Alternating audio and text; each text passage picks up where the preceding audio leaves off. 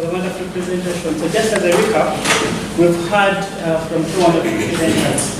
The first was Professor Jones, who talked to us about pulmonary rehabilitation for post-TB lung disease. And then the second was from Stuart, who taught us about Teachbox, which is an online health education system. So we have a few minutes, and I can allow some questions before we enjoy our tea at the back. So if you have any burning questions, please be free to ask, and the one that presenters will answer. Yes, thank you very much, Professor Jones, for the presentation. And it was actually interesting to see that the patient reported both qualitative and quantitative improvement in their symptoms. But it was also interesting to see that the cough symptoms did not improve as much as hemoptysis or chest pains. And then that takes us back to post-TB lung disease itself, because we know it is an heterogeneous group of disorders. Yeah. So probably if you phenotype this patient, maybe there are some patients that may only benefit from pulmonary rehabilitation, and yet some may benefit from pulmonary rehab plus some other targeted therapy. I wonder if you look into a specific phenotype of this patient. Thank you. That's a really insightful question.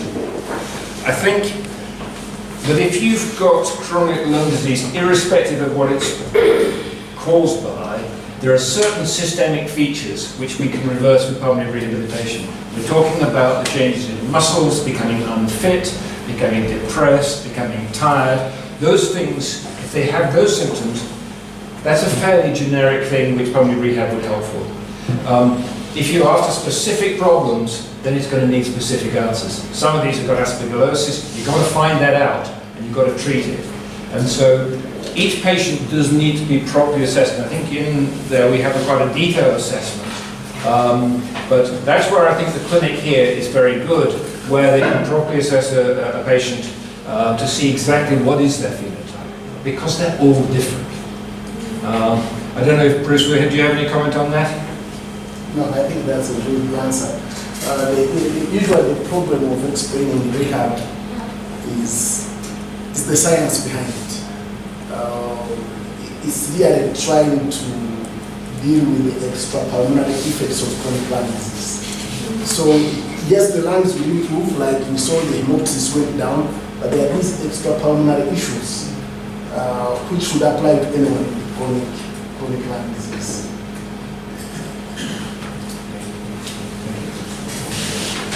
All right, Rebecca, I saw your hand up. Thank you. My question goes to Professor Jones. You seem to have presented quite a bit of adults, anything about post-TB lung disease in children. Given that they are having growing lungs, how much MESAU are they likely to have, and how will this impact on their general life? Will they benefit from rehabilitation? It's a good question, and like it often in pediatrics, the evidence is slower than it comes from the adults.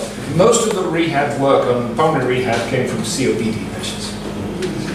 But there is now emerging evidence of chronic asthma doing well. Some of these children lose confidence.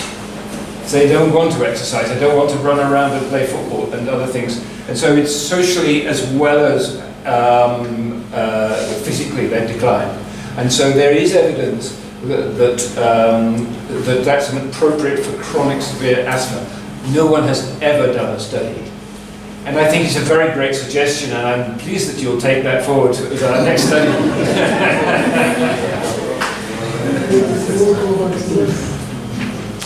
Yes, Dr. Nelson. Thanks, Professor, for the presentation. Besides the improvement in symptoms and quality of life, are there ways to quantify the improvements in lung function, experimentary tests? Yeah. So this is a really good question. So generally speaking, for COPD patients, we see no change in their lung function, but we do see a big change in their other function. Okay, and that's because the lungs are permanently damaged. We were not sure when we did the pulmonary rehab for post-TB patients with some of the people with restriction, whether that would improve as they stretched up their lungs. But the FVC remained quite stubborn on that one. So at the moment, on relatively small numbers, we're not seeing that. But it remains to be seen, I think. Question for John. During Stuart, sorry.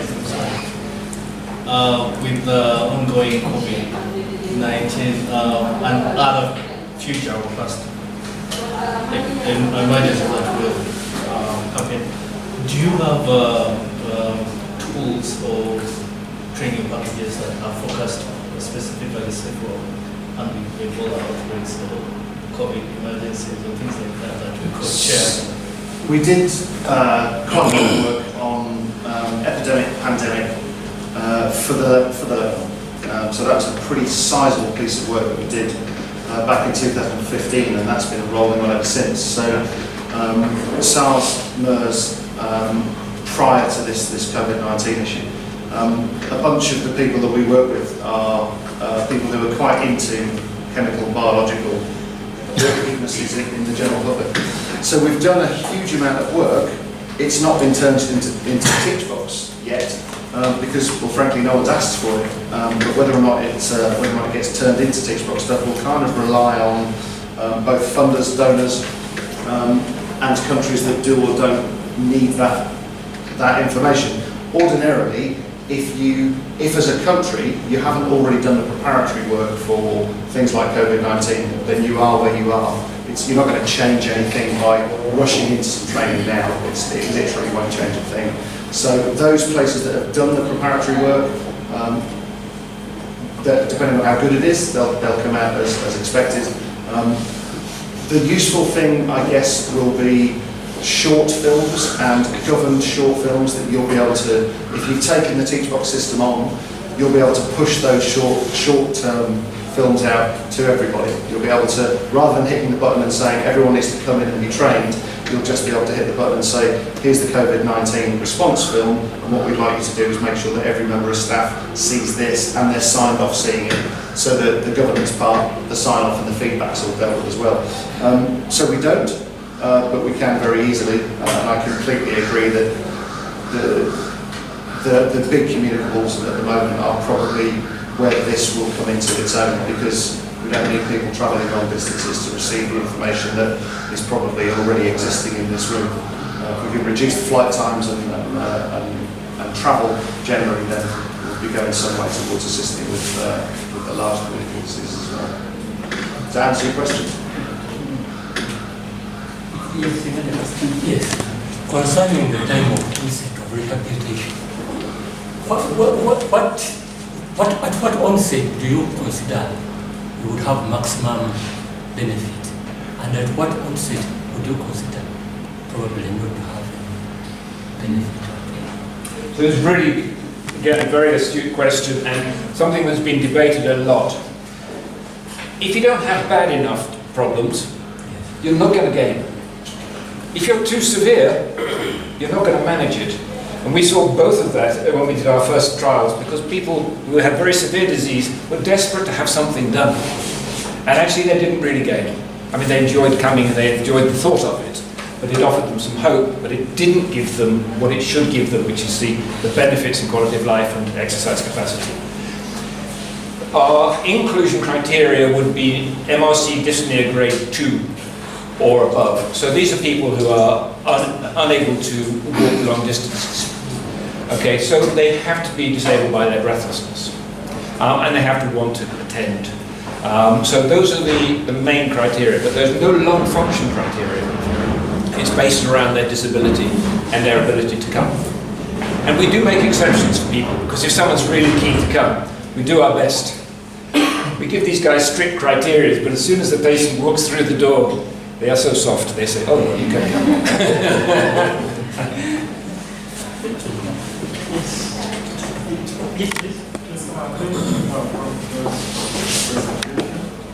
I have questions. The first one from the presentation, it appears like MRI has a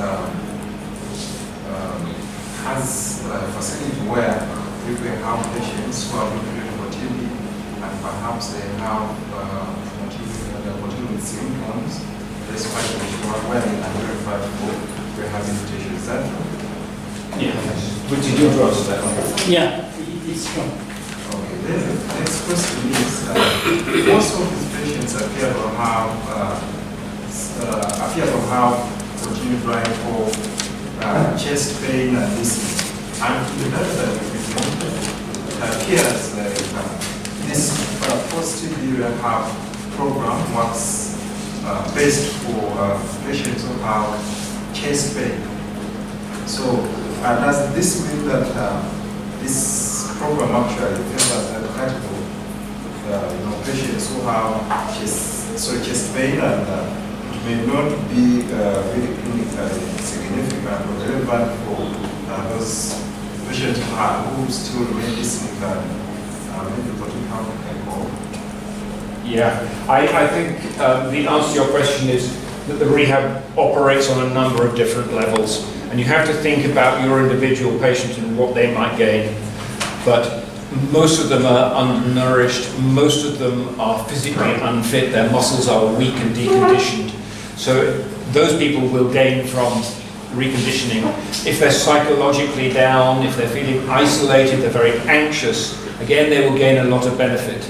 So think of the patient's individual problems, but rehab answers most of the questions. And when we did the qualitative work, you could see that they all had their problems, but pretty much all of them have been helped by rehab in different ways. And there's another film we have where a patient actually talks about the fact that he couldn't trust somebody because he couldn't go to the shops, so he had to give somebody some money. And if that person took the money, they might come back with the things he wanted, or they might not. So this was the real problem, that he was able to do that again. That he says, I'm aware of genes, he says. I have to wash my own trousers. I can't ask other people to wash my trousers. So for him, going to the rehab program was just so gave him his independence back.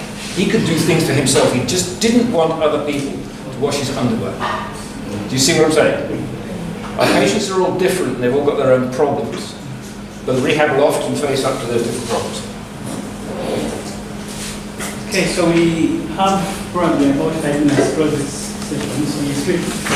Yes, thank you very much. I wanted to more clarification concerning what was asked about that graph that showed that the apple worked very well in reducing the pain, chest pain. Yeah. But the difference in reducing cough was very small. Yeah. And for pulmonary, the numbers are small. But the difference was there. So, and for me, I think I have a feeling that these people who are had TB before, they're more disturbed by the cough which comes again. Psychologically, they still think that TB maybe it is coming back. Yeah. Even their family members will say, you have started coughing, maybe the disease did not get cleared very well. So, going on to the other question that PR plus, could there be something that you, in another phase you could look at, that if you have PR, the plus could also address the cough thing? Well, I think you're entirely right. I see no mechanism by which rehab does improve cough, and there's no evidence from our studies that it does improve cough. So yes, we do need more effective treatments for cough, and it is socially disabling. We hear people say they can't sit down with their family if they're coughing because they don't want them at the same table. So there is, and it's not going to be coming out straight away, there is quite a lot of work on new anti-cough treatments, and they work on central receptors, and they're really in the very early stages of clinical trials, and they will be hideously expensive. But as soon as we can get them out here, I think we need to try them on our patients, because cough here is desperate. And I don't know, I mean, when you stay in the villages, you can hear people coughing across the valley. And, you know, in the early morning, the VHTs are saying, I know this man, I know his cough. He's not come to see me recently.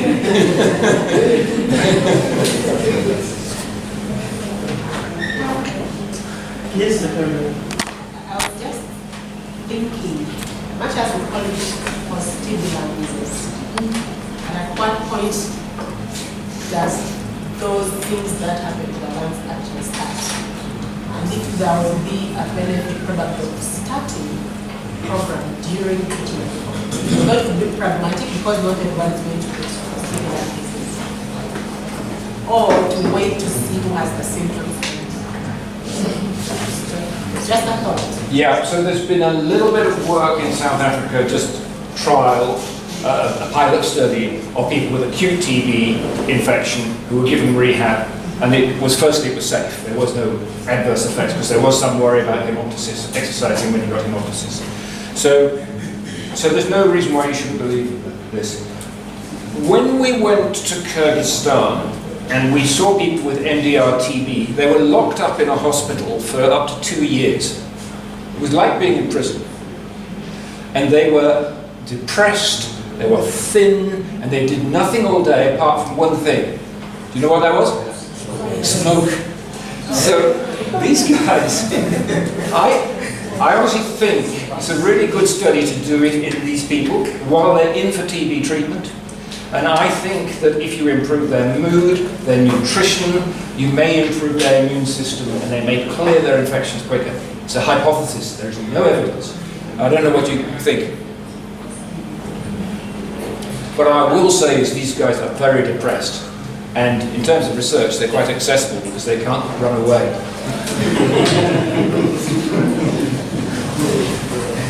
All right, thank you so much, Professor Jones, and thank you so much, Stuart Pascal. I'd like to hand over the microphone to Dr. Rebecca, who gave it to me, and she will tell us our next steps.